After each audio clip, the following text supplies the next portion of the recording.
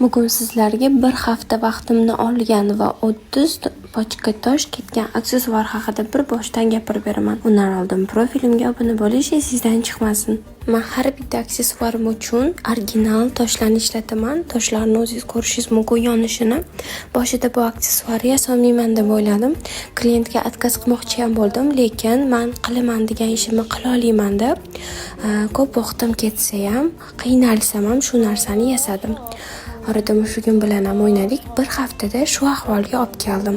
Ko'rishingiz mumkin, aksessuar juda ham chiroyli, akkuratni. Men uchun har doim birinchi o'rinda bo'lgan sifati har doimgidek a'lo bo'ldi. Klientim ham o'zlari ko'rdilar, davolni bo'ldilar. Ularga juda ham yoqdi. Siz ham narsalar yasashga qiziqasiz, lekin qiynalasiz. Sizni o'zimni onlayn kursimga taklif qilaman. To'liqroq ma'lumot olish uchun profilim shapkasidagi silkaga murojaat qiling. Aksessuar haqida o'z fikringizni kommentariyada yozib qoldiring.